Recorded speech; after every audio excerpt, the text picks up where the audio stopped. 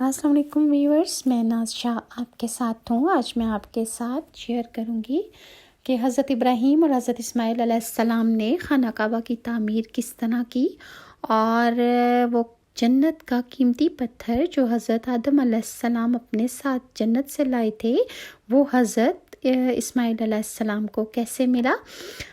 خانہ کعبہ کی تعمیر کے دوران جب دیواریں سر سے اونچی ہونے لگیں تو حضرت ابراہیم علیہ السلام نے حضرت اسماعیل علیہ السلام سے ایسا پتھر لانے کو فرمایا جس پر کھڑے ہو کر تعمیراتی کام کر سکیں۔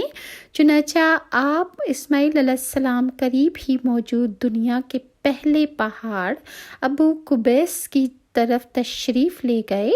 راستے میں حضرت سیدنا جبرائیل علیہ السلام آپ کو ملے اور ابو قبیس میں موجود دو مبارک پتھر حضرت اسماعیل علیہ السلام کو انہوں نے دکھائے۔ یہ پتھر حضرت آدم علیہ السلام کے ساتھ جنت سے دنیا میں آئے تھے، لیکن حضرت ادریس علیہ السلام نے طوفان نوح کے خوف سے ان پتھروں کو اس پہاڑ میں چھپا دیا تھا۔ حضرت جبرائیل علیہ السلام نے ایک پتھر خانہ کعبہ میں لگانے اور دوسرے پتھر پر کھڑے ہو کر تعمیراتی کام کرنے کی عرض کی۔ چنانچہ جس پتھر کو خانہ کعبہ میں لگایا گیا اسے حجر اسود کہا جاتا ہے، اور جس پتھر پر کھڑے ہو کر حضرت ابراہیم علیہ السلام نے کعبہ کا تعمیراتی کام کیا تھا اسے مقام ابراہیم یعنی ابراہیم علیہ السلام کے کھڑے ہونے کی جگہ کہا جاتا ہے۔ اللہ تعالیٰ نے قرآن مجید میں مقام ابراہیم کے پاس نماز پڑھنے کا حکم ارشاد فرمایا ہے۔ اسی پتھر پر کھڑے ہو کر حضرت ابراہیم علیہ السلام نے حج کا اعلان بھی فرمایا تھا۔ اس پتھر کے پاس جو دعا قبول مانگی جائے وہ قبول ہوتی ہے۔ تعمیر کے دوران خانہ کعبہ کی عمارت جیسے جیسے بلند ہوتی جاتی، یہ پتھر بھی اتنا ہی بلند ہوتا جاتا تھا، یعنی حضرت ابراہیم علیہ السلام کو جس حصے پر جتنی بلندی چاہیے ہوتی تھی یہ پتھر اتنا ہی بڑا ہو جاتا، اور جتنا آپ کو نیچے کی طرف کام کرنا ہوتا کعبہ کی دیواریں بنانے کے لیے تو یہ پتھر اتنا ہی نیچے ہو جاتا، اور حضرت ابراہیم علیہ السلام کے مبارک قدم پتھر کے جس حصے پر لگے تھے وہ نرم ہو گیا تھا اور قدموں کا نشان پتھر پر چھپ گیا تھا۔ یہ پتھر کا خانہ کعبہ سے تقریباً 13.25 میٹر دور مشرق کی جانب جلوہ فرما ہے۔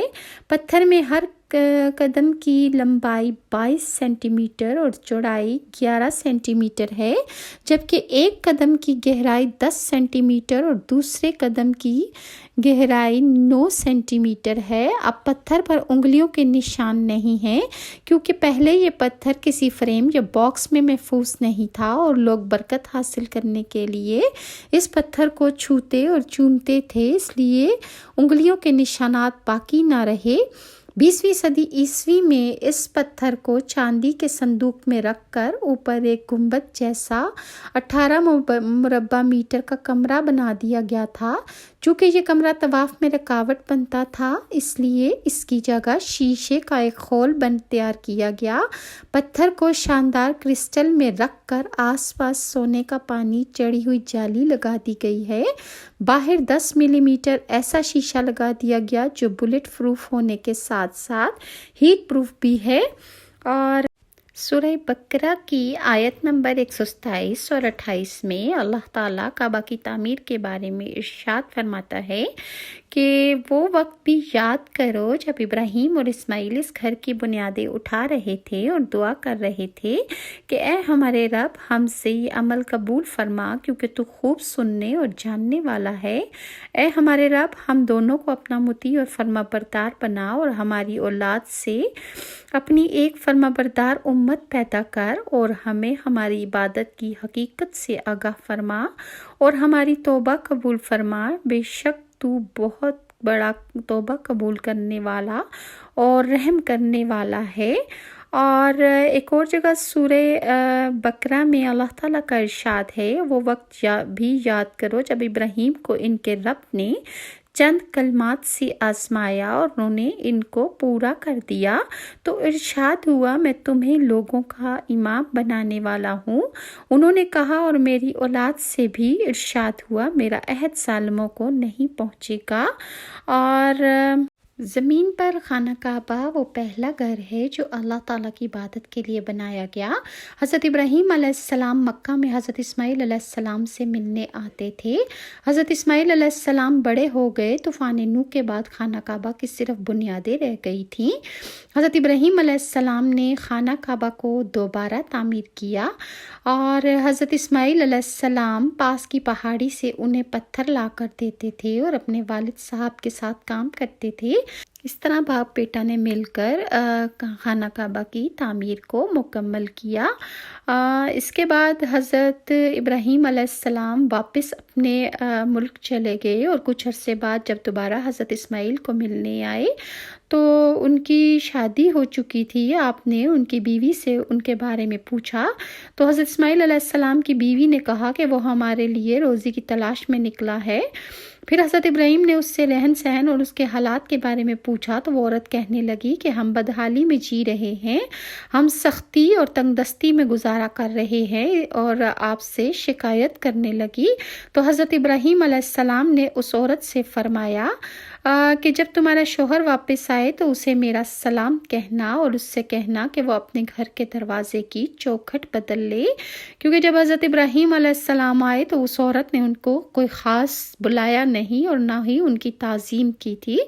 اور جب حضرت اسماعیل علیہ السلام آئے تو انہیں کچھ غیر معمولی محسوس ہوا تو آپ نے اپنی بیوی سے پوچھا کیا کوئی تم سے ملنے آیا تھا؟ اس عورت نے جواب دیا کہ ہاں فلاں فلاں شکل کا ایک بوڑھا آدمی آیا اور اس نے مجھ سے آپ کے بارے میں پوچھا تو میں نے اسے خبر دی اور اس نے ہمارے حالات اور زندگی کے بارے میں پوچھا تو میں نے اسے وہ بھی تفصیل ساری بتا دی کہ ہم تنگ دستی میں گزارا کر رہے ہیں۔